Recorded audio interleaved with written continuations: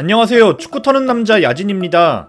우승후보 전북과 울산 두 팀의 시즌 첫 번째 현대가 더비가 펼쳐졌습니다. 양팀 모두 한 번의 실수에 대한 부담감이 커서인지 기대만큼 화끈한 경기가 나오진 않았지만 어찌됐든 결과를 챙겨간 건 원정팀 울산이었는데요. 울산은 시종일관 침착하게 안정적으로 경기를 운영하면서 귀중한 한 골차 승리를 따냈습니다. 전북은 지난 경기들과 비교했을 때 생각보단 경기력적으로 나아진 모습을 보여줬지만 여전히 득점력에서 문제를 드러내며 2연패에 빠졌는데요. 이번 영상에서는 전북과 울산의 올 시즌 첫 번째 현대가 더비를 돌아보도록 하겠습니다. 지난 경기 4-2-3-1의 대응을 시도했다가 쓴맛을 봤던 전북은 다시 4-3-3으로 돌아왔습니다. 김진수가 선발로 복귀했고 박진섭이 다시 한번 센터백으로 나섰죠. U22 카드 2명을 동시에 선발시킨 것도 눈에 띄었습니다. 울산은 최근 가동되는 베스트 라인업이 그대로 나왔는데요. 이번 경기 역시 바코가 제로톱으로 출전했습니다. 우선 전북은 본인들이 4-3-3 대응을 쓸 때 수비 방식이 나타나는데요. 좌우 윙포워드들은 울산의 측면 수비수를 따라 나서지 않고 좁게 서면서 울산의 공격 시작점인 원두재와 이규성을 견제합니다. 그리고 전북은 이날 1, 2, 3선의 라인 간격을 매우 촘촘하게 형성하면서 울산의 패스 플레이를 방해하고자 하는데요.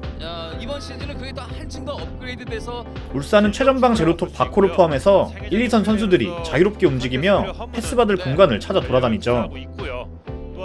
하지만 전북의 빽빽한 수비 간격으로 인해 울산이 이러한 공간을 만들기 힘들었습니다. 자연스럽게 후방에서부터 만들어가는 울산의 공격은 침체될 수밖에 없었죠. 때문에 울산의 제로톱 카드도 큰 효과를 보지 못했습니다. 정통 스트라이커 없이 운영되는 울산의 공격은 이선에서 많은 숫자를 갖고 패스를 이어나갈 수 있다는 장점이 있는데요. 바코와 아마노가 이렇게 자유롭게 공을 받으러 내려와 주면서 곳곳에서 수적인 우위를 이어가며 패스를 연결하죠.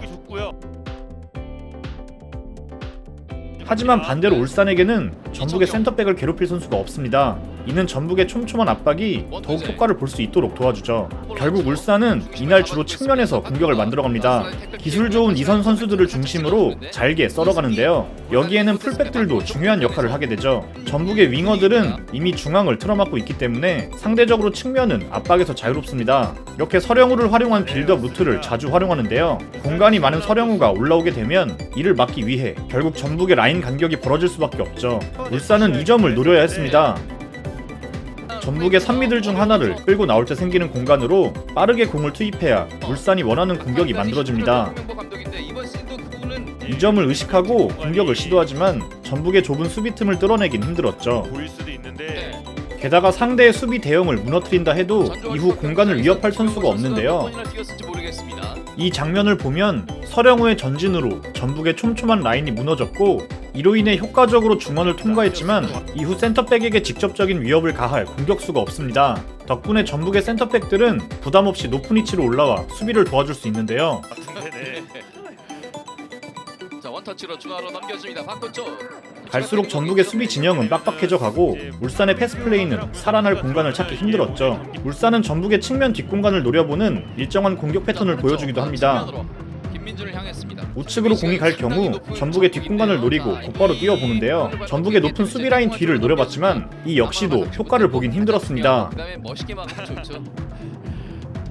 당연히 박스 안에서도 울산의 숫자는 현저히 부족할 수밖에 없었고 전반 중반까지 전북의 수비는 꽤 성공적이었다고 볼 수 있습니다. 그러나 전반 30분 울산이 레오나르도를 교체 투입하면서 전북 수비에 미세한 균열이 일어나기 시작합니다. 이제 전북 센터백들에게도 할 일이 생긴 것인데요. 레오나르도를 막으러 따라 나서기도 하고 이제는 뒷공간도 신경 써야 합니다.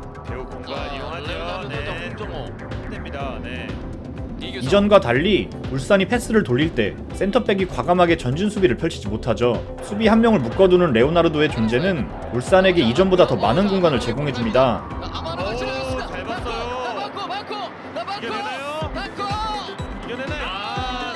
그리고 약간의 행운이 따르긴 했지만 어쨌든 레오나르도의 개인 능력으로 이날의 결승골까지 만들어냅니다.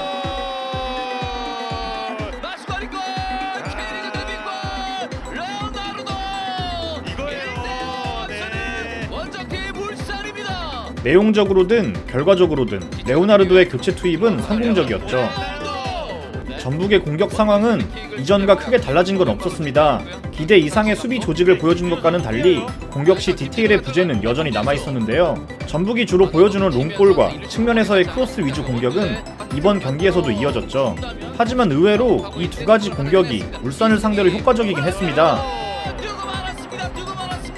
일단 울산은 전북과 달리 상대 수비 라인에서부터 강하게 압박하는 공격적인 수비 형태를 준비해왔습니다. 4-4-2의 대형 혹은 4-2-4의 대형을 만든 뒤 전방에서부터 강하게 상대를 방해하는데요. 그러나 전북 입장에선 어차피 미드필더를 거쳐갈 일이 많지 않기 때문에 이 같은 수비가 그리 까다롭진 않았습니다. 중원을 거치지 않는 다이렉트한 공격은 울산의 압박 라인을 지나 곧바로 위험한 위치에서 공격을 시작할 수 있게 만들죠.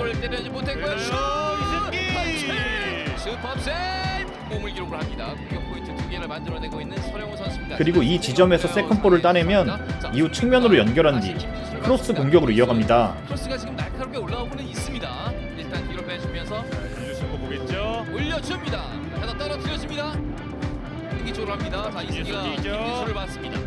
김진수 그림부터 들어가요. 구리모토와 그림부터 들어가요. 그대로 통과 조금 높았습니다. 다만 전북 경기를 리뷰할 때 항상 얘기하지만 이 정도의 선수 퀄리티를 가지고 보여주기엔 아쉬운 공격임이 분명하죠.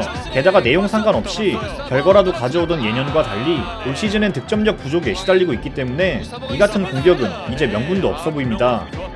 전북에게 필요했던 공격은 바로 이런 장면인데요.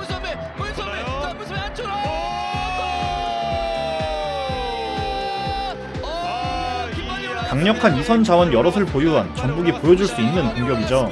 이 경기에서 울산이 약점을 드러낸 곳은 바로 하프스페이스였습니다. 센터백과 풀백의 사이 공간이 벌어졌을 때 미드필더가 커버해주지 못하면서 공간을 내주는 장면이 여러 차례 나오는데요. 비록 득점으로 이어지진 못했지만 울산을 위협한 건 반복된 롱볼 공격이 아닌 몇 안 되는 하프스페이스 공략이었습니다. 일정한 패턴을 통해 이런 공격을 반복해서 만들 수만 있다면 전북에게는 큰 무기가 될 수 있죠. 다시 송민규. 중원에 김보경 선수 허리로 있는데 울산은 후반전 노련한 경기 운영이 돋보였습니다. 리드를 잡고 있는 상황에서 무리하지 않고 점유율을 높이는데요. 차분하게 패스를 돌리면서 급하게 공격을 시도하지 않았습니다. 짧은 패스를 통해 공격 시간을 늘렸고 전북은 시간이 흐를수록 조급해졌죠. 이는 올 시즌 실리를 챙기려는 울산에게서 보이는 큰 변화라고 할 수 있습니다. 큰 변수 없이 경기는 그대로 끝났고 울산은 원정에서 귀중한 승점을 챙겼습니다. 전북에게는 다시 한번 해결해야 하는 숙제를 남긴 경기가 됐는데요. 반면 울산은 내용적으로 상대를 압도했다기보다는 확실하게 실리를 챙기려는 경기 운영을 보여줬습니다. 전북을 상대로 경기를 지배하고도 결정적인 순간 승점을 챙기지 못했던 지난 시즌을 생각해보면 울산은 확실히 달라졌다고 할 수 있는데요. 이날의 결과가 향후 우승 레이스에서 어떻게 작용할지 귀추가 주목됩니다. 시청해주셔서 감사합니다.